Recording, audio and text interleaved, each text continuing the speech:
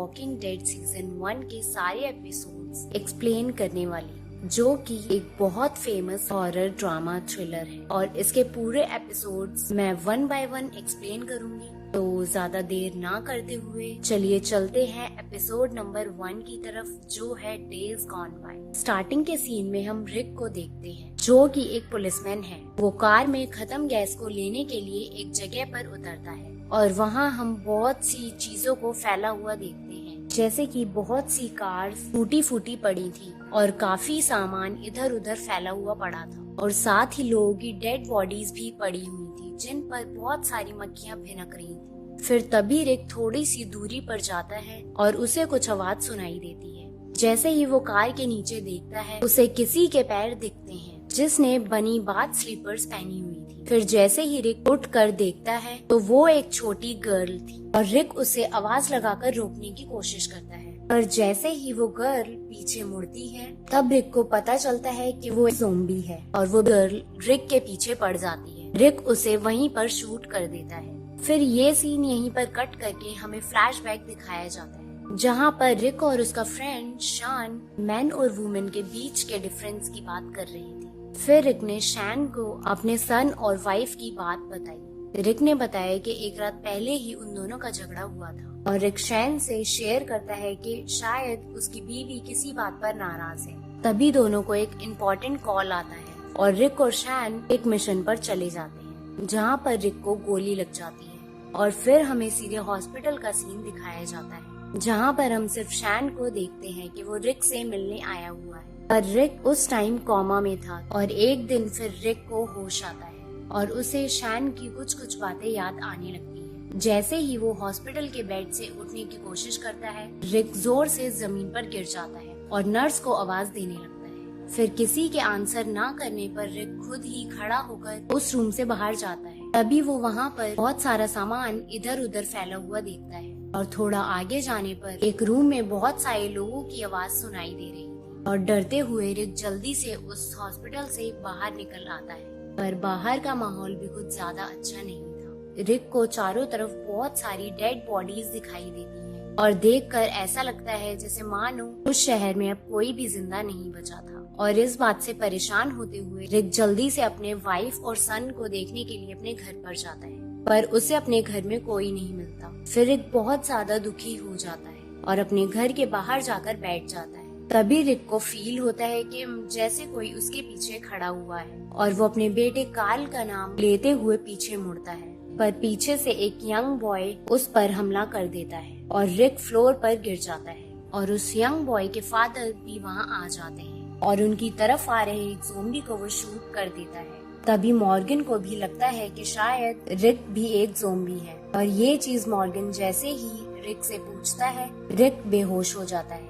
थोड़ी देर बाद रिक की आंख मॉर्गन के बेडरूम में खुलती है और रिक खुद को बेड से बंधा हुआ पाता है। तभी मॉर्गन उससे पूछता है कि क्या किसी ज़ॉम्बी ने काटा है। फिर रिक उसे बताता है कि उसको पहले गोली लगी थी। फिर रात होते ही तीनों डिनर करते हैं और बाहर से ज़ॉम्बीज के चिल्लाने की आवाजें आने लगती हैं और उनमें से एक ड्वेन की मॉम भी थी। फिर ड्वेन अपनी मॉम को देखकर रोने लगता है। इसके बाद हम नेक्स्ट मॉर्निंग का सीन देखते हैं, जहाँ पर मॉर्गन रिक को ज़ॉम्बीज को मारने का तरीका बता रहा था। और कुछ देर बाद रिक मॉर्गन और ड्वेन के साथ दोबारा से अपने घर पर जाता है और वो नोटिस करता है कि वॉल पर उसकी फैमिली फोटो और एल्बम्स नहीं है। तभी रिक खुश होकर मॉर्गन से बोलता है कि शायद उसकी वाइफ कार्ल को लेकर किसी सेफ जगह पर चली गई है, क्योंकि वहाँ पर उनके फैमिली फोटोज और एल्बम्स नहीं है। और तभी मॉर्गन हंसकर ऐसा ही कुछ अपनी वाइफ के बारे में भी बताता है कि वो लोग शायद अटलांटा गए होंगे, जहाँ पर प्रिवेंशन सेंटर है।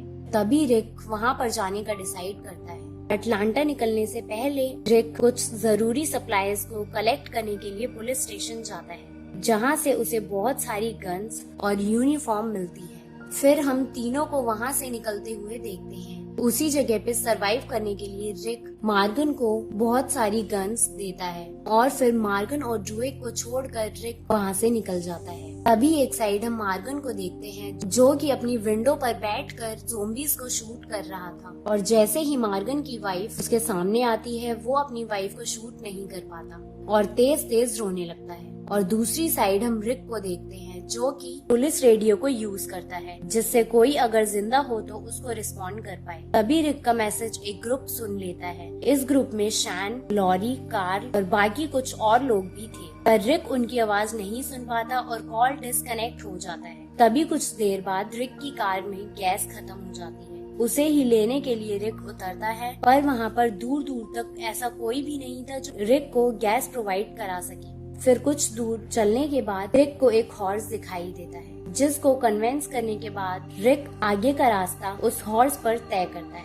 कुछ दूर जाने के बाद रिक को एक हेलीकॉप्टर की आवाज आती है और उस हेलीकॉप्टर को अप्रोच करते करते रिक एक ऐसे मोड़ पर पहुंच जाता है जहां पर बहुत सारे ज़ोंबीज थे और अब रिक चारों तरफ से उन ज़ोंबीज से घिर गया था। पर रिक के उस हॉर्स से उतरने के बाद सारे ज़ोंबीज उस हॉर्स को खाने लगते हैं। फिर उसकी सारी गन्स ज़ोंबीज के बीच में गिर जाती है और कुछ ज़ोंबीज रिक की तरफ अट्रैक्ट हो जाते हैं और फिर रिक इतना ज्यादा घबरा जाता है कि उसे वहाँ पर कुछ भी नहीं दिखता। पर पास ही खड़े एक आर्मी टैंक के नीचे रिक घुस जाता है और वहाँ भी चारों तरफ से ज़ोंबी उसे ब्लॉक कर लेते हैं। उस टैंक के नीचे से टैंक के अंदर जाने का रास्ता होता है और जल्दी से रिक उस टैंक के अंदर चला जाता है। फिर उस टैंक के अंदर जाने के बाद रिक थोड़ा रिलैक्स फील करता है, पर जैसे ही वो अपने साइड में देखता है उसे एक और ज़ोंबी दिखता है और एक बची हुई गन से रिक उसे शूट कर देता है। उस ज़ोंबी को शूट करने के बाद रिक को कुछ भी समझ नहीं आता कि अब उसे क्या करना चाहिए। तभी रिक खुद को भी शूट करने का डिसाइड करता है, पर वहाँ उस टैंक के अंदर उसे एक रेडियो के चलने की आवाज सुनाई देती है और ये एपिसोड यहीं पर खत्म हो जाता है। Walking dead season 1 episode 2। आगे हम फिर से उसी सर्वाइवर कैंप को देखते हैं, जहाँ पे हम लॉरी को देखते हैं जो कार्ल को डेल के पास रहने के लिए बोलती है और लॉरी जंगल की तरफ लकड़ियाँ लेने चली जाती है। तभी वहाँ उसे कोई आहट सुनाई देती है और एकदम से वहाँ शेन आ जाता है और लॉरी डर जाती है। फिर दोनों को थोड़ा कोजी होते हुए दिखाया जाता है। इसके बाद ये सीन यहीं पर कट करके हमें रिक को दिखाया जाता है और रिक अभी भी उसी आर्मी टैंक में था। तभी रेडियो से आवाज आती है कि क्या तुम अभी भी जिंदा हो। फिर रेडियो पे कोई बताता है कि साइड स्ट्रीट पर बहुत कम वॉकर्स हैं, तो रिक बाहर आ सकता है और तभी उस वॉइस को फॉलो करते हुए रिक टैंक से बाहर निकलता है और कुछ ज़ोंबीज को वो शूट कर देता है और कुछ को फेस पर हिट करके अपने सामने से हटाता है। फिर एकदम से रिक के सामने एक लड़का आ जाता है। रिक उसे भी ज़ोंबी समझ के मारने वाला ही था, बट वो स्ट्रेंजर बताता है कि वो ज़ोंबी नहीं है और दोनों भागकर एक बिल्डिंग के स्टेयर से ऊपर चले जाते हैं। तब वो स्ट्रेंजर खुद को इंट्रोड्यूस करते हुए अपना नाम ग्लेन बताता है और रिक और ग्लेन उस बिल्डिंग के रूफ के गेट से बिल्डिंग के अंदर जा पाते हैं, जहाँ पर उनका वेट एक और ग्रुप कर रहा होता है। तभी उस ग्रुप में से एक सर्वाइवर एंड्रिया रिक को गन दिखाने लगती है और गुस्सा होते हुए बोलती है कि उसी के गन शूट करने की वजह से सारे ज़ोंबीज उनकी तरफ अट्रैक्ट हो गए हैं और अब वो सब ज़ोंबीज से घिर चुकी हैं। तभी सब लोगों को फिर से गन शॉट की आवाज आती है और सब टेरेस की तरफ भागते हैं। वहाँ पर सब डिक्सन को ज़ोंबीज को शूट करते हुए देखते हैं और टी डॉग जो कि एक और सर्वाइवर था, वो डिक्सन को बुलेट्स वेस्ट करने के लिए मना करता है। तभी डिक्सन चिढ़ जाता है और टी डॉग और डिक्सन के बीच लड़ाई होने लगती है और डिक्सन उन सभी लोगों को मारने लगता है जो भी उन दोनों की लड़ाई के बीच में आ रहे थे और साथ ही डिक्सन खुद को इंचार्ज बताने लगता है कि अब उनकी पूरी टीम को लीड वो करेगा और साथ ही वो सबसे पूछता है कि कौन कौन उसके फेवर में है। उसके हाथ में गन होने की वजह से सब डर कर अपने हैंड रेज कर देते हैं, पर तभी रिक डिक्सन को हिट करके उसके हाथ में हथकड़ी लगाकर उसे एक पाइप से लॉक कर देता है। उसके बाद रिक ग्लेन को स्ट्रीट चेक करने को कहता है और स्ट्रीट पर अभी भी चारों तरफ बस ज़ोंबीज ही थे। तभी एक सर्वाइवर जैकी बताती है कि उस बिल्डिंग का कोई और भी बाहर निकलने का रास्ता बेसमेंट में जरूर होगा और उसे ये सब इसलिए पता है कि पहले वो सिटी जोनिंग ऑफिस में काम कर चुकी थी। तभी ग्लेन और मोरेल बेसमेंट में जाकर चेक करते हैं, पर उस बेसमेंट में कुछ दूर चलने के बाद एक गेट आता है जहाँ पर भी बहुत सारे ज़ोंबीज थे और उस बेसमेंट सीवर से वापस आने के बाद ग्लेन सबको वो बात बताता है और अब जिस डिपार्टमेंटल स्टोर में वो लोग थे उसका ग्लास डोर भी अब टूटने ही वाला था क्योंकि सारे ज़ोंबीज उस ग्लास को तोड़ने की कोशिश कर रहे थे। तभी रिक सजेस्ट करता है कि अब वो लोग वहाँ से बाहर बस ज़ोंबीज को डिस्ट्रैक्ट करके ही निकल सकते हैं। और तभी एंड्रिया बताती है कि मरे हुए लोगों को जिंदा रहने वाले लोगों की स्मेल आती है। फिर रिक को एक आइडिया आता है और तभी बाहर पड़े हुए एक सिक्योरिटी गार्ड की डेड बॉडी को चॉप करके सारा ब्लड ग्लेन और रिक अपने कपड़ों पर लगा लेते हैं और कुछ मीट के पीसेस भी अपनी बॉडी पर डाल लेते हैं। इसके बाद हम रिक और ग्लेन को वहाँ से बाहर जाते हुए देखते हैं और बिल्कुल वैसे ही चलते हुए देखते हैं जैसे कि बाकी ज़ोंबीज चल रहे थे। और इस सब से ग्लेन को बहुत ज्यादा प्रॉब्लम हो रही थी क्योंकि उस डेड बॉडी से बहुत बुरी स्मेल आ रही थी, पर उन्हें ज़ोंबी से बचने के लिए कुछ तो करना ही था।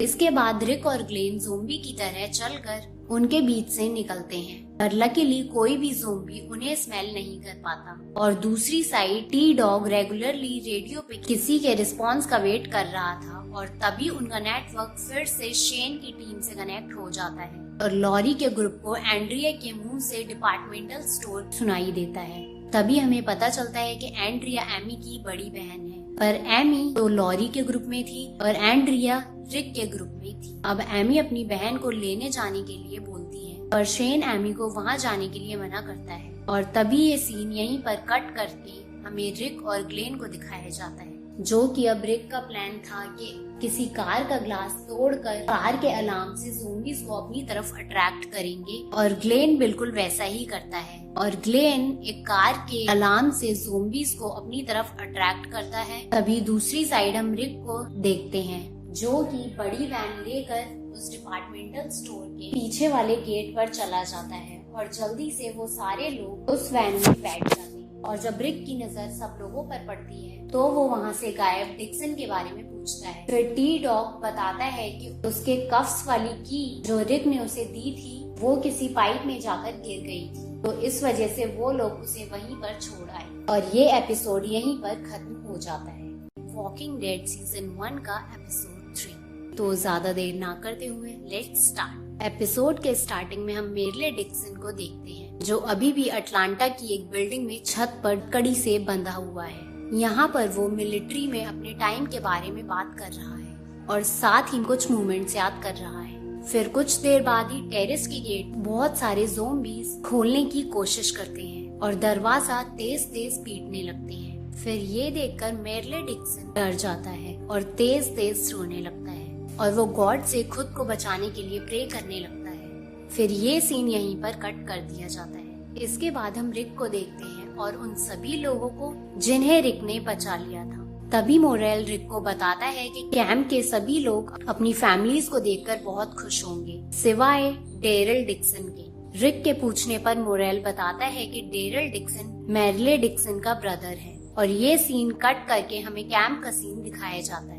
जहाँ पर लॉरी कार्ल का हेयर कट करते दिखती है और साथ ही वहाँ पर शेन कार्ल को फ्रॉग को पकड़ने की ट्रिक्स बता रहा था और फ्रॉग्स को खाने की बात कर रहा था। तभी सीन फिर से चेंज होकर ग्लेन के पास आता है और ग्लेन रिक की कार को फॉलो करते हुए पहले सर्वाइवर कैंप तक पहुंच जाता है। फिर वहां सभी लोग अपनी फैमिली से मिलते हैं और रिक नहीं जानता था कि लॉरी और कार्ल उसे वहीं पर मिल जाएंगे। रिक पहले तो सबसे मिलने के लिए मना करता है पर मोरेल के इंसिस्ट करने के बाद जब रिक ट्रक से बाहर आता है तो रिक कार्ल को देखता है और लॉरी और कार्ल रिक को देखकर बहुत ही इमोशनल हो जाते हैं और फिर जाकर वो दोनों रिक को हग कर लेते हैं। फिर हमें रात का सीन दिखाया जाता है जहाँ पर रिक शेन को उसकी फैमिली का ख्याल रखने के लिए थैंक्स कहता है और शेन रिक को देखकर हमें थोड़ा परेशान सा दिखाई देता है क्योंकि अब लॉरी और शेन का रिलेशन फ्रेंड जोन से थोड़ा आगे बढ़ गया था। फिर तभी टी डॉग मेरले डिक्सन के बारे में बोलता है कि क्या वो अभी भी जिंदा होगा क्योंकि टेरेस गेट को टी डॉग लॉक कर आया था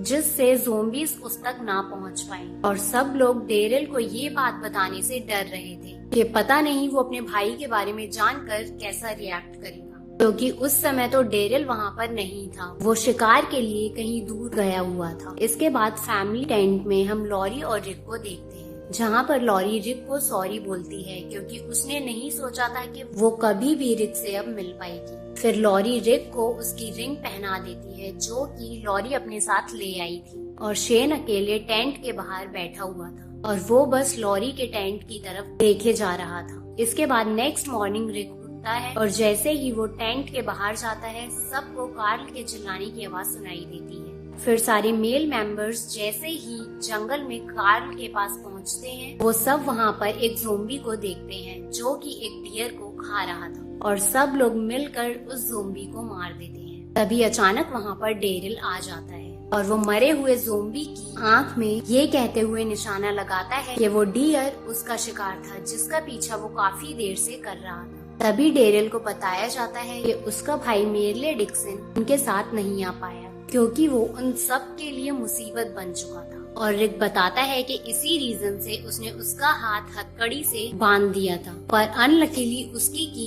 एक पाइप में जाकर गिर गई थी, इसलिए वो सब उसे अपने साथ नहीं ला पाए। तभी हम डेरिल को बहुत ज्यादा अग्रेसिव होते हुए देखते हैं और डेरिल रिक पर अटैक कर देता है पर शेन और रिक उसे दबा लेते हैं। इसके बाद रिक को फील होता है कि जो उन लोगों ने मेरले के साथ किया है वो सब नहीं करना चाहिए था और रिक मेरले को वापस लेने जाने के लिए रेडी हो जाता है पर शेन उसे वहां जाने से रोकता है। तब रिक बोलता है कि हम उसे एक जानवर की तरह वहां पर छोड़ आए पर रिक और भी बात बताता है कि उसका गन से भरा हुआ बैग अटलांटा में रह गया है और चलते चलते रिक ग्लेन को भी अपने साथ चलने के लिए बोलता है क्योंकि वो वहां से वापस जाने का रास्ता नहीं जानता था।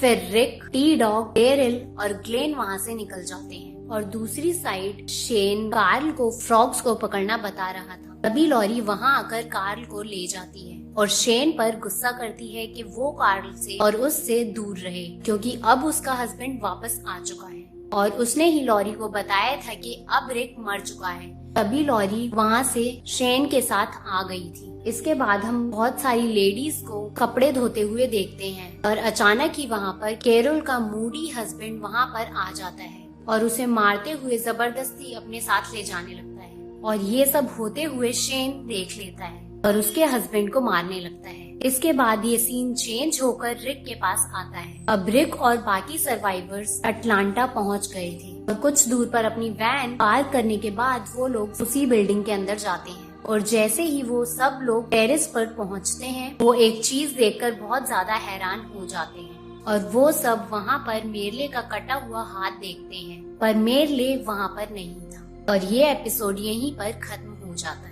तो स्टार्ट करते हैं एपिसोड 4। स्टार्टिंग में हम एंड्रिया और एमी को बोट में फिश पकड़ते देखते हैं। यहाँ पर दोनों अपने बचपन की बातें डिस्कस कर रही हैं और वो दोनों सिस्टर्स 12 साल तक अलग अलग रहकर बड़ी हुई हैं और उनके फादर ने दोनों को ये फिश पकड़ने की अलग अलग टेक्निक्स बताई थी। एमी बताती है कि उसको फिश को पानी में छोड़ना बहुत पसंद था और एंड्रिया को फिश को पानी से बाहर निकालना। तभी दोनों अपने पेरेंट्स को याद करके रोने लगती हैं और ये सीन चेंज होकर रिक और बाकी सर्वाइवर्स के पास आता है और डेरिल अपने भाई का कटा हुआ हाथ देखकर बहुत ही ज्यादा दुखी हो जाता है और साथ ही वो टी डॉग को इन सब के लिए ब्लेम करने लगता है और ब्लड स्पॉट्स को फॉलो करते करते वो लोग उस बिल्डिंग से नीचे जाते हैं। फिर इस सीन के जस्ट बाद ही हमें कैंप का सीन दिखाया जाता है जहाँ पर हम जिम को देखते हैं जो कि बहुत देर से गड्ढे खोद रहा था और इस चीज को डेल दूर से नोटिस कर रहा था। फिर कुछ देर बाद डेल जिम के पास आता है और उसे वाटर ऑफर करता है पर जिम डेल को अवॉइड करते हुए बस गड्ढे खोदे जा रहा था। फिर डेल थोड़ा वरिड दिखाई देता है और वो कैंप के बाकी सर्वाइवर्स को भी बुला लाता है। फिर शेन भी जिम से उन गड्ढों के बारे में पूछता है पर जिम फिर से कोई भी आंसर नहीं देता। तभी सडनली जिम को बहुत ज्यादा गुस्सा आ जाता है और वो शेन पर अटैक कर देता है पर शेन जिम को जमीन पर गिराकर उसके हाथों में कफ्स लगा देता है और तभी जिम का इमोशनल ब्रेकडाउन होता है और जिम बताता है कि कैसे वो डेड पीपल उसकी फैमिली को खा गए। फिर ये सीन यहीं पर कट होकर रिक के पास आता है और रिक और बाकी सर्वाइवर्स को मेरले तो नहीं मिलता। तब रिक और सारे सर्वाइवर्स जो गन से भरा बैग वॉकर्स के बीच में गिरा था उसे लेने का प्लान बनाते हैं। फिर ग्लेन सबको गाइड करता है कि उस बैग को लेने के लिए कहाँ से जाना पड़ेगा और उसकी स्ट्रेटजी सबको पसंद आती है। फिर तभी डेरिल ग्लेन से पूछता है कि पहले वो क्या काम करता था और ग्लेन बताता है कि पहले वो पिज्जा डिलीवर करने का काम किया करता था। फिर सब कुछ प्लान के अकॉर्डिंग ही चल रहा था। ग्लेन और डेरिल एक साथ गन के बैग को लेने के लिए जाते हैं और रिक और टी डॉग दूसरी डायरेक्शन में जाते हैं। फिर ग्लेन तो बैग लेने के लिए भाग जाता है और डेरिल जैसे ही उसके पीछे जाने वाला होता है वहाँ एक अननोन लड़का आ जाता है और वो डेरिल से उसे शूट ना करने के लिए कहता है। तभी डेरिल उस बॉय से पूछता है कि क्या उसने उसके भाई को देखा है, पर वो बॉय कुछ भी बोलने से मना कर देता है। कोई दूसरी टीम के गैंग मेंबर्स आ जाते हैं और वो डेरिल को मारने लगते हैं। पर जैसे ही वो लोग ग्लेन के हाथ में गन से भरा बैग देखते हैं वो लोग बैग लेने की कोशिश करते हैं और तभी डेरिल उन पर एरो से अटैक कर देता है और वो गन से भरा बैग छोड़कर ग्लेन को किडनैप कर ले जाते हैं। और यही सब शोर सुनकर ली डॉग और रिक भी उनके पास आ जाते हैं और साथ ही बहुत सारे ज़ोंबीज भी उनकी तरफ बढ़ने लगते हैं। और जल्दी से वो सब फिर से उसी बिल्डिंग में चले जाते हैं। इसके बाद हमें फिर से कैंप का सीन दिखाया जाता है जहाँ पर शेन ने जिम को कफ से बांधकर ट्री के पास बैठाया हुआ है। तभी जिम लॉरी को सॉरी बोलता है क्योंकि उसके मिसबिहेवियर से कार्ल बहुत ज्यादा डर गया था। और फिर तभी जिम कार्ल से पूछता है कि क्या उसके डैड वापस आ गए हैं। तब कार्ल बताता है कि अभी तक उसके डैड वापस नहीं आए हैं और जिम कार्ल को बताता है वो एक ब्रेव ऑफिसर है और वो जल्द ही तुम्हारे पास वापस आएंगे। और फिर दोबारा से हमें रिक के ग्रुप को दिखाया जाता है और रिक प्लान बनाता है कि जब तक वो लोग ग्लेन को नहीं छोड़ देते उस अननोन बॉय को भी वो लोग वहाँ से नहीं जाने देंगे। फिर रिक और बाकी सर्वाइवर्स गेर्मो और उसकी गैंग से मिलते हैं जिन्होंने ग्लेन को किडनैप किया हुआ था और रिक ग्लेन को उन्हें वापस करने को बोलता है। पर गेर्मो गन्स के बदले ही ग्लेन को छोड़ने की बात बोलता है। तभी उस क्राउड को साइड करते हुए एक ओल्ड लेडी एब्यूला वहाँ आती है जो कि उन्हीं में से किसी गैंग मेंबर की ग्रैंडमदर थी और वो बताती है कि मिस्टर गिलबर्ट को सांस लेने में तकलीफ हो रही है क्योंकि उनका एस्थमा पंप नहीं मिल रहा। तभी उस ओल्ड लेडी की नजर रिक पर पड़ती है और वो अपने ग्रैंडसन से पूछती है कि वो कौन है, क्या वो तुम्हें अरेस्ट करने के लिए आया है। तभी रिक उस ओल्ड लेडी को झूठ बोलते हुए बोलता है कि वो उसके ग्रैंडसन को अरेस्ट करने के लिए नहीं बल्कि उनका ग्रैंडसन तो उनके एक फ्रेंड को ढूंढने में उनकी हेल्प कर रहा है जिसका नाम ग्लेन है। तभी वो ओल्ड लेडी बताती है कि वो तो मिस्टर गिलबर्ट के साथ है और वो ओल्ड लेडी रिक का हाथ पकड़कर उसे ग्लेन के पास लेकर आती है। पर वहाँ पर बहुत सारे और भी बीमार सर्वाइवर्स को देखकर रिक थोड़ा हैरान होता है। तब गेर्मो बताता है कि वो एक कस्टोडियन है और वो सिर्फ यहाँ पर अपनी गैंग के साथ उन लोगों का ख्याल रखने के लिए रह रहा है और पहले जो वहाँ का स्टाफ था वो सब वहाँ से मेडिसिन और बाकी वेपन्स लेकर चले गए हैं।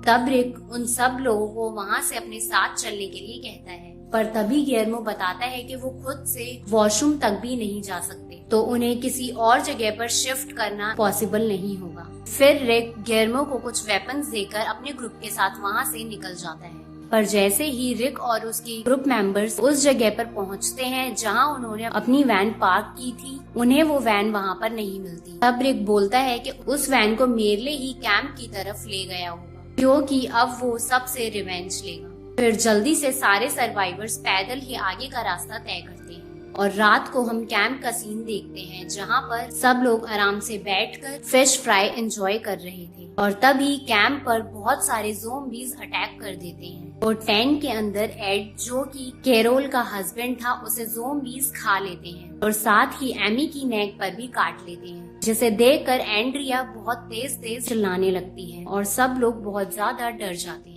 और साथ ही शेन और मुरेल ज़ोंबीज को शूट करके बाकी लोगों को प्रोटेक्ट करते हैं और तभी रिक और बाकी सर्वाइवर्स कैंप तक पहुंच जाते हैं और वो लोग भी ज़ोंबीज को शूट करने लगते हैं। फिर एंड में हम जिम को धीरे से बोलते देखते हैं कि अब उसे समझ आया कि उसने वो सारे गड्ढे क्यों खोदे थे और ये एपिसोड यहीं पर एंड हो जाता है। वॉकिंग डेड सीजन 1 का एपिसोड 5। स्टार्टिंग में हम रिक को देखते हैं जहाँ पर वो रेडियो के थ्रू मॉर्गन और उसके बेटे ड्यून जिसे हमने एपिसोड 1 में देखा था उसे अटलांटा आने के लिए मना कर रहा है क्योंकि अब वहाँ पर भी वॉकर्स आ चुके हैं और उसे सेफ रहने के लिए बोलता है। पर मॉर्गन के साथ रिक का कोई कांटेक्ट नहीं हो पाता। इसके बाद हम एंड्रिया को देखते हैं जो कि रात से ही एमी की डेड बॉडी के पास बैठी हुई थी। तभी लॉरी एंड्रिया के पास जाकर उसे समझाने की कोशिश करती है पर एंड्रिया कुछ रिस्पॉन्स नहीं देती। फिर रिक एंड्रिया के पास आता है और तभी एंड्रिया रिक को गन दिखाते हुए बोलती है कि उसे पता है कि उसे कैसे खुद को सेफ रखना है। फिर रिक एंड्रिया के हाथ में गन देखकर पीछे हट जाता है। इसके बाद कैंप में जितनी भी डेड बॉडीज हमें दिखाई देती हैं, उन्हें सारे सर्वाइवर्स जला रहे थे। पर तभी ग्लेन ऐसा करने से मना करता है, क्योंकि ह्यूमन बॉडीज को अपने सामने जलता देख ग्लेन को बहुत बुरा फील हो रहा था। इसके बाद हम जैकी को देखते हैं, जो कि नोटिस करती है कि जिम के स्टमक वाले एरिया पे ब्लीडिंग हो रही थी, और जैकी जिम से पूछती है कि क्या उसे किसी ने बाइट किया है। पर ये सुनते ही जिम थोड़ा सा हड़बड़ा जाता है और इस बात से मना करने लगता है। पर तभी जैकी तेज चिल्लाकर सब लोगों को ये बात बता देती है कि जिम को शायद ज़ोंबीज ने बाइट किया है, और तभी सब लोग डरे हुए नजर आते हैं। और तभी डेरिल जिम के पास आता है और रिक से कहता है कि अब जिम को भी उन्हें मार देना चाहिए। पर रिक डेरिल को ऐसा करने से रोकता है, वो लोग लिविंग को नहीं मारेंगे।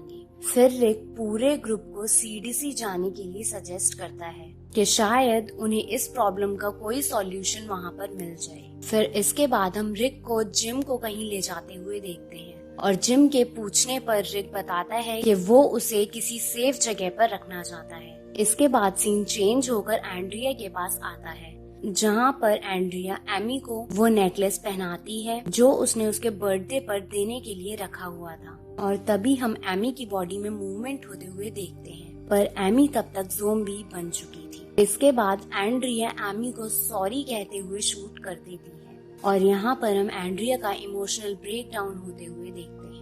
इसके बाद हम शेन को रिक से बात करते हुए देखते हैं, जहाँ पर शेन रिक को फिर से उस कैंप को अकेला ना छोड़ने के लिए बोलता है। पर रिक वहाँ नहीं रुक सकता था, क्योंकि उसे मेरले को ढूंढना था। और फिर रिक शेन को मना कर देता है कि वो वहाँ नहीं रुक सकता। इस बात से शेन हर्ट हो जाता है। इस सीन के जस्ट बाद हमें दिखाया जाता है कि ग्रुप के सारे लोग डेड बॉडीज को दफना रहे थे। तभी रिक अपने बेटे को प्रॉमिस करता है कि वो उसे कभी छोड़कर नहीं जाएगा, और लॉरी भी रिक को सीडीसी जाने से रोकती है। पर रिक लॉरी को कन्विंस कर लेता है, और साथ ही दूसरी तरफ जिम की हालत और खराब होती जा रही थी, और साथ ही उसे ब्लड वॉमिट आनी स्टार्ट हो गई थी। इसके बाद रिक और शेन जंगल की तरफ ज़ोंबीज को ढूंढने जाते हैं कि कहीं फिर से डेड पीपल उनके कैंप पर अटैक ना कर दें। पर तभी रिक और शेन की हम फिर से बहस होते हुए देखते हैं कि अब उन्हें क्या करना चाहिए। फिर सडनली झाड़ियों में से एक आवाज आती है, और शेन और रिक अपनी गन्स के साथ अलर्ट होकर अलग अलग डायरेक्शन में चले जाते हैं। पर यहाँ पर हम शेन को अपनी गन रिक की तरफ पॉइंट करते हुए देखते हैं, और इसका रीजन कहीं ना कहीं लॉरी हो सकती थी। पर शेन रिक को शूट नहीं करता, और तभी वहाँ पर डेल आ जाता है। ये सब देखकर डेल को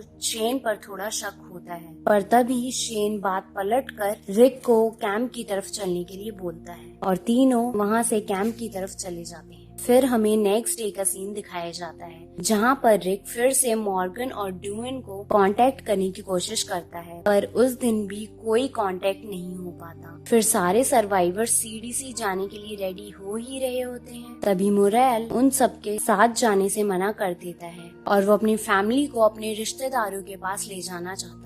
फिर सारे सर्वाइवर्स मोरेल को छोड़कर वहाँ से निकल जाते हैं। अब जैसे धीरे धीरे टाइम बीतता जा रहा था, जिम की हालत और खराब होती जा रही थी, और जिम रिक से कहता है कि वो लोग अब उसे वहीं पर छोड़ दें, और ये उसका डिसीजन है, ना कि रिक का फेलियर। फिर रिक और पूरा ग्रुप जिम को वहीं पर छोड़कर एक लास्ट गुड बाय कहकर चला जाता है। फिर ये सीन यहीं पर कट होकर हमें एक रिकॉर्डिंग दिखाई जाती है, जहाँ पर एक मैन खुद को जेनर नेम से इंट्रोड्यूस करता है, जो कि सीडीसी में रह रहा था, और साथ ही टाउन में फैली प्रॉब्लम की सॉल्यूशन सर्च कर रहा था। पर अभी तक उसे कोई भी सॉल्यूशन नहीं मिल पाया था। इसके बाद जेनर को लैब में अनडेड सैंपल्स को टेस्ट करते देखते हैं, पर तभी एसिड उस सैंपल पर गिर जाता है, और वो सैंपल डिस्ट्रॉय हो जाता है। साथ ही वो एसिड ग्लव्स पे भी लग गया था। फिर जल्दी से जेनर उस लैब से बाहर जाकर खुद को सैनिटाइज करता है, पर अनलकीली उस लैब में एक ब्लास्ट हो जाता है,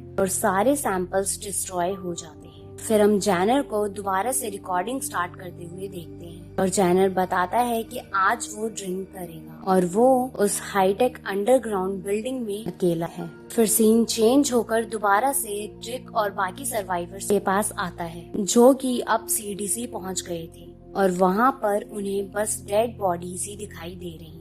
तभी जेनर सबको मॉनिटर में देखकर हैरान हो जाता है और जैसे ही रिक सीडीसी के गेट पर पहुंचता है वो जोर जोर से गेट को नॉक करना स्टार्ट कर देता है। पर ये सब देखकर बाकी सर्वाइवर्स सोचते हैं कि वहाँ पर अब कोई भी जिंदा नहीं बचा है, पर रिक को ये बिलीव नहीं हो रहा था। और जैसे ही कैमरा मूव होता है रिक को डाउट होता है कि कोई तो सीडीसी के अंदर है और रिक चिल्ला चिल्ला के हेल्प मांगना स्टार्ट कर देता है। तभी शेन रिक को बोलता है कि जल्दी से जल्दी उन्हें वहाँ से चले जाना चाहिए क्योंकि वहाँ डेड बॉडीज के अलावा कोई नहीं है। पर रिक नहीं मानता और वो लगातार हेल्प मांगता रहता है। ये सब देखकर जेनर फाइनली सीडीसी का गेट खोल देता है और यहीं पर ये एपिसोड एंड हो जाता है। वॉकिंग डेड सीजन 1 का एपिसोड 6। तो चलिए आगे की स्टोरी स्टार्ट करते हैं। शेन हमें हॉस्पिटल से बाहर आकर हेल्प मांगते हुए दिखता है, लेकिन इसके बाद आर्मी हॉस्पिटल के डॉक्टर्स और नर्स को फायर कर देते हैं। लेकिन तभी ज़ोंबी उन पर हमला कर देते हैं और शेन चुपचाप से एक रूम में जाता है जहाँ पर रिक लेटा होता है, पर वो उस टाइम कोमा में था और शेन उसे कहता है कि अच्छा होगा अगर वो कोमा से बाहर आ जाए। मगर इस सब का कुछ भी फायदा नहीं होता और शेन वहाँ से हड़बड़ाहट में बाहर निकलकर रिक का डोर लॉक और ब्लॉक करके वहाँ से निकल जाता है। फिर इस सीन के बाद हमें प्रेजेंट सीन दिखाया जाता है जहाँ रिक और शेन बाकी बचे हुए सर्वाइवर्स को लेकर सीडीसी में जाता है और ये जगह देखने में ऐसी लग रही थी जैसे मानो वो खाली हो। पर तभी वहाँ पर डॉक्टर जेनर की आवाज आती है जो सारे सर्वाइवर्स को एक शर्त पे अंदर आने के लिए ऑफर देता है कि सारे सर्वाइवर्स को अपना अपना ब्लड टेस्ट करवाना होगा। इसके बाद जेनर उन सभी को अपने साथ एक अंडरग्राउंड रूम में ले जाता है जहाँ वो बताता है कि सभी डॉक्टर और नर्स यहाँ थे, पर यहाँ से शायद वो जा चुके हैं या फिर मारे गए हैं। इसके बाद जेनर उन सभी को रहने के लिए रूम दिखाता है और सभी ये न्यूज सुनकर खुश हो जाते हैं और यहाँ पर सारी फैसिलिटीज नॉर्मल हाउस जैसी हैं। इसके बाद सभी साथ मिलकर डिनर करते हैं और फिर अपने अपने रूम में चले जाते हैं। मूविंग ऑन, अब आगे सीन शिफ्ट होता है एंड्रिया पर, जो कि थोड़ी बीमार लग रही थी और एंड्रिया की हालत देखकर डेल एंड्रिया के पास आता है। फिर एंड्रिया डेल को बताती है कि सब खत्म हो चुका है और अब हम लोगों के अलावा दुनिया में कोई नहीं बचा है। इस पर डेल उसे शांत रहने को कहता है, मगर एंड्रिया लगातार रोती रहती है। फिर आगे सीन शिफ्ट होता है ड्रंक शेन पर और वो लॉरी को समझाता है कि उसने हॉस्पिटल में रिक को अकेला इसलिए छोड़ा था क्योंकि उसके पास और कोई ऑप्शन नहीं था। और साथ ही शेन लॉरी को बताता है कि वो उससे प्यार करता है और तभी नशे की हालत में शेन लॉरी के साथ जबरदस्ती करने की कोशिश करता है। तभी इसी बीच खुद को डिफेंड करते हुए लॉरी के नेल्स शेन के फेस पे लग जाते हैं। तभी शेन को उसकी गलती रियलाइज होती है और वो वहाँ से चला जाता है। फिर इसके बाद हमें नेक्स्ट मॉर्निंग का सीन दिखाया जाता है और डाइनिंग टेबल पर सारे सर्वाइवर्स चोट के निशान देखकर पूछते हैं, मगर वो सबको बहाना बनाकर इस बात को टाल देता है। अब इसके बाद डॉक्टर जेनर सभी को अपने टेस्ट सब्जेक्ट 19 का वीडियो दिखाता है कि उसने इस वायरस का इलाज ढूंढने की बहुत कोशिश की मगर वो सक्सेसफुल नहीं हो पाया। इसके बाद वो बताता है कि कैसे ज़ोंबीज के काटने पर ही इंसानों का दिमाग धीरे धीरे बंद हो जाता है, पर इंसानों के दिमाग का एक हिस्सा एक्टिव रहता है और वो एक्टिव पोर्शन बस उनकी बॉडी को एनर्जी देने के लिए काम करता है, जो कि वो जिंदा लोगों को मार कर लेते हैं। उसके अलावा ज़ोंबीज जस्ट एक हड्डियों का शेल है। और साथ ही डॉक्टर जेनर बताता है कि वो इस टेस्ट सब्जेक्ट के लिए कोई भी मेडिसिन नहीं बना सका, तो उसको इनको मारने के अलावा कोई ऑप्शन नहीं था। और यहाँ पर सभी लोगों को ये समझ आता है कि क्यों ज़ोंबीज के दिमाग में बुलेट मारते ही वो मर जाते हैं, क्योंकि उनके ब्रेन का वो हिस्सा भी बुलेट लगने के बाद डेड हो जाता है, जिसे ज़ोंबी अपनी भूख मिटाने के लिए इस्तेमाल करते हैं। और साथ ही कंप्यूटर स्क्रीन पर एक काउंटडाउन चल रहा था। तभी डेल उस काउंटडाउन के बारे में पूछता है। फिर जेनर उनको बताता है ये काउंटडाउन बेसमेंट में रखे जेनरेटर के फ्यूल के बारे में बताता है और जब फ्यूल खत्म हो जाएगा तो फिर से कुछ बुरा होगा। इसके बाद रिक और बाकी सर्वाइवर्स बेसमेंट में फ्यूल चेक करने जाते हैं, पर वहाँ जाते ही बेसमेंट की लाइट्स फ्लक्चुएट होना स्टार्ट हो जाती हैं और फिर ये सीन कट करके जेनर के पास आता है। इसके बाद वो अपनी डेड वाइफ की फोटो देखने लगता है और बाकी लोगों को बेसमेंट में ले जाता है। फिर वो सबको बताता है कि फ्रेंच लोग ही आखिरी लोग थे जिनको इस वायरस का इलाज मिलने वाला था, मगर तभी पावर शट डाउन हो गई, जैसे कि अब हो रहा है। इसके बाद रिक ये बात सुनकर बहुत ज्यादा घबरा जाता है और सारे सर्वाइवर्स को अपना सामान पैक करने के लिए कहता है, क्योंकि अब वहाँ का फ्यूल जल्दी ही खत्म होने वाला था और टाइमर में भी सिर्फ 30 मिनट्स का टाइम बचा हुआ था। तभी जेनर वहाँ से बाहर जाने के सारे डोर लॉक कर देता है और वो बाकी सर्वाइवर्स को बोलता है कि अब वो सब वहाँ से नहीं जा सकते, क्योंकि उसने सारे डोर लॉक कर दिए हैं। और फिर जेनर कहता है कि सीडीसी में काफी ज्यादा डेडली वायरस सैंपल्स हैं और इस फैसिलिटी को इसी तरह डिजाइन किया गया है कि अगर जनरेटर का फ्यूल खत्म हो जाए तो ये पूरी फैसिलिटी एक ब्लास्ट के साथ तबाह हो जाए, ताकि यहाँ टेस्टिंग के लिए रखे गए सारे वायरस कहीं बाहर ना फैल जाए। इसीलिए अब सभी को यहीं पर मरना होगा और इसमें बस कुछ मिली सेकेंड्स का टाइम लगेगा, तो उन लोगों को चिंता करने की कोई जरूरत नहीं है। इसके बाद शेन और डेरिल बात सुनकर उस रूम का गेट तोड़ने की कोशिश करते हैं, मगर जेनर बताता है कि इस रूम के गेट रॉकेट प्रूफ हैं और इस पर किसी बुलेट का कोई असर नहीं होगा।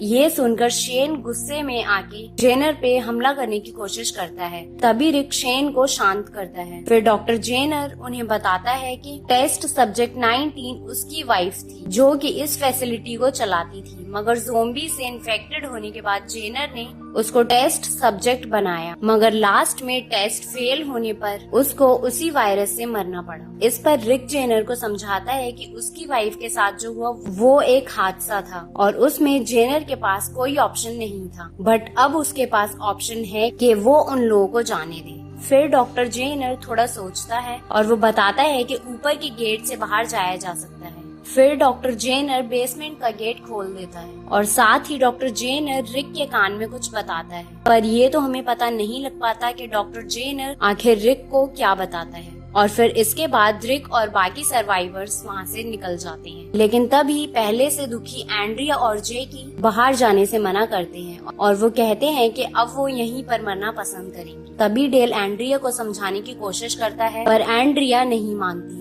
और फिर डेल भी ये डिसाइड करता है कि वो भी उसके साथ उसी फैसिलिटी में मरेगा। इसके बाद हम बाकी लोगों को गेट की तरफ भागते हुए देखते हैं, मगर सारे गेट्स बंद होने की वजह से वो लोग वहाँ से बाहर नहीं जा पा रहे थे। पर लकीली उन लोगों के पास एक बॉम्ब था, जिससे वो लोग उस गेट को तोड़कर बाहर निकलने में कामयाब हो जाते हैं। और इसके बाद वो लोग जल्दी से भागकर अपनी अपनी कार्स में बैठ जाते हैं और साथ ही इसके बाद हम वहाँ पर डेल और एंड्रिया को आते हुए देखते हैं। पर उनके बाहर आने के बाद ही उस बिल्डिंग में एक बहुत तेज ब्लास्ट होता है और वो बिल्डिंग पूरी डिस्ट्रॉय हो जाती है। फिर लास्ट के सीन में सब लोग हमें वहाँ से जाते हुए दिखते हैं और यहाँ पर सीजन 1 खत्म हो जाता है और सारे सर्वाइवर्स निकल जाते हैं आगे के सफर पर। तो फ्रेंड्स, ये था वॉकिंग डेड सीजन 1 का लास्ट एपिसोड। तो आप हमें बताना मत भूलिएगा ये स्टोरी आपको कैसी लगी, और साथ ही अगर आप इसके आगे की सीजन्स की एक्सप्लेनेशन चाहते हैं तो इस वीडियो पर हमने सिर्फ 250 लाइक्स का टारगेट रखा है, जिससे हमें पता चल सके कि आपको नेक्स्ट सीजन की एक्सप्लेनेशन चाहिए। और साथ ही इस सीजन में कौन सा कैरेक्टर सबसे ज्यादा आपको अच्छा लगा ये हमें कमेंट बॉक्स में जरूर बताएं। तो मिलती हूँ मैं आपसे नेक्स्ट वीडियो।